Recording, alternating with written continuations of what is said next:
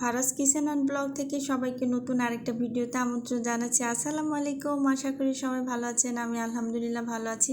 আজকে একটা খুবই মজার রেসিপি নিয়ে চলে আসলাম, আর এই রেসিপির সাথে সবাই কম বেশি পরিচিত। আজকে হচ্ছে বাঙালির প্রিয় খাবার।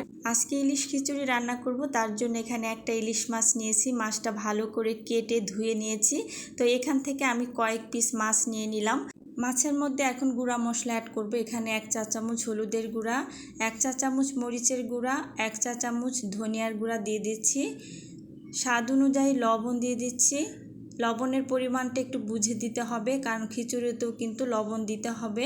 তো এখানে আমি 1 চা চামচ রসুন বাটা দিয়ে দিলাম, 1 চা চামচ আদা বাটাও দিয়ে দিচ্ছি, জিরা বাটা দিয়ে দিচ্ছি 1 চা চামচ। এখানে আমি 1 কাপের মতো পেঁয়াজ বাটা দিয়েছি। মাছটা ম্যারিনেটের সময় কিন্তু অবশ্যই পেঁয়াজ বাটাটা দিতে হবে। আর এখানে আমি পরিমাণ মতো সরিষার তেলও দিয়েছি। সবগুলো উপকরণ একসাথে খুব ভালো করে আমি মিশিয়ে ম্যারিনেট করে রেখে দিলাম। এবারে হচ্ছে এখানে মুগ ডালটা ভেজে নিব। খিচুড়িতে কিন্তু মুগ ডাল দিলে মুগ ডালটা কিন্তু অবশ্যই ভেজে দিতে হবে। ডালটা ভেজে দিলে সুন্দর একটা ফ্লেভার আসবে। এখানে আমি চাল দিয়ে দিলাম, সাথে হচ্ছে ভাজা মুগ ডালটাও দিয়েছি। আর এখানে হচ্ছে পরিমাণ মতো একটু মসুরির ডালও দিয়ে দিলাম। চাল ডাল খুব ভালো করে এখন আমি ধুয়ে নেব। ভালো করে ধুয়ে নিয়ে আসলাম। এবারে হচ্ছে চুলাতে একটি পাতিল বসিয়েছি। এখানে আমি পরিমাণ মতো তেল দিয়ে দিলাম।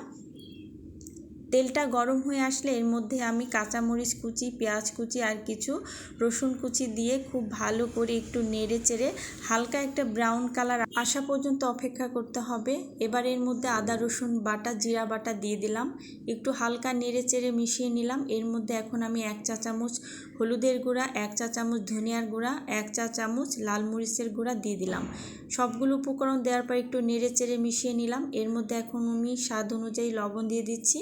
পরিমাণ মতো একটু পানি দিয়ে দিলাম। পানিটা দেওয়ার পর সবগুলো মশলা খুব ভালো করে একটু কষিয়ে নিতে হবে। মশলাটা ভালো করে কষাতে হবে। মশলা ভালো করে কষানো হলে এর মধ্যে আমি হচ্ছে চাল ডালটাও দিয়ে দিলাম। এবারে মশলার সাথে চালটা খুব ভালো করে মিশিয়ে সময় নিয়ে চালটা খুব ভালো করে ভেজে নিতে হবে। চালটা ভালো করে ভাজা হলে খিচুড়িটা কিন্তু খুব ভালো মতো ঝরঝরা হবে।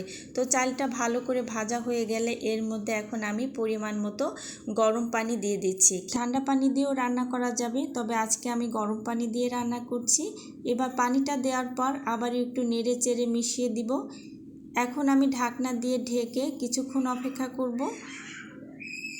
চলে আসলাম কিছুক্ষণ পর, আবার একটু নেড়ে চেড়ে দিচ্ছি। পানিটা কিন্তু অনেকটাই কমে গেছে। এবারে নেড়ে চেড়ে এর মধ্যে এখন আমি 1 চা চামচ ঘি দিয়ে দিচ্ছি। ঘিটা দেওয়ার পর ভাতের সাথে ঘিটা খুব ভালো করে একটু মিশিয়ে দিতে হবে।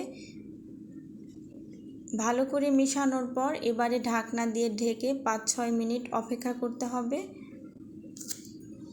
ফিরে আসলাম 5 মিনিট পর। এবারে আবারও একটু নেড়ে চেড়ে দিচ্ছি। অনেকটাই পানি কমে গেছে। এবারে নেড়ে চেড়ে দেওয়ার পর এখান থেকে কিছুটা ভাত আমি তুলে নিচ্ছি।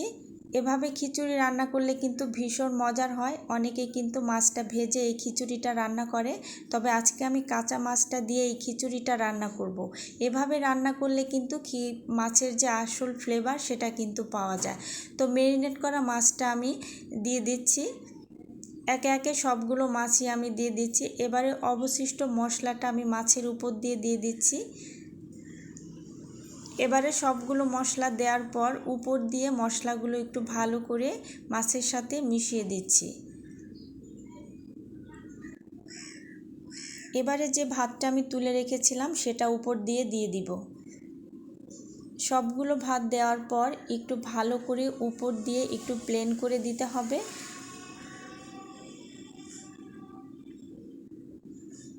এবারে ঢাকনা দিয়ে ঢেকে আধা ঘন্টা দমে রাখতে হবে। ফিরে আসলাম আধা ঘন্টা পর। দেখতেই পাচ্ছেন খিচুড়িটা কিন্তু দারুণ হয়েছে। ভিতরে সবগুলো পানি কিন্তু একদম শুকিয়ে গেছে এবং সুন্দর ঝরঝরা হয়েছে। সুন্দর একটা ফ্লেভার আসছে। আর খিচুড়ির কালারটা কিন্তু দারুণ হয়েছে। এইভাবে খিচুড়ি রান্না করলে বাসার ছোট বড় সবাই ভীষণ পছন্দ করবে। এবারে চুলা থেকে আমি খিচুড়িটা নামিয়ে নিয়েছি। দেখতেই পাচ্ছেন উপর থেকে কিন্তু আমি ভাতগুলো একটু সরিয়ে নিচ্ছি। ভিতরের মাছগুলো আমি প্রথমে তুলে নিব, তো ভাতগুলো প্রথমে উপর থেকে তুলে নিলাম। এবারে হচ্ছে ভিতরের মাছগুলো একটু আস্তে আস্তে সাবধানে তুলতে হবে, যেন মাছগুলো ভেঙে না যায়। মাছগুলো তুলে নেওয়ার পর হচ্ছে আমি পরিবেশন করব। দেখতেই পাচ্ছেন অনেক সুন্দর হয়েছে কিন্তু, আর খেতে কিন্তু ভীষণ মজা হয়েছে। ভিডিও ভালো লাগলে অবশ্যই একবার হলো বাসায় ট্রাই করবেন। আশা করি সবার খুবই পছন্দ হবে।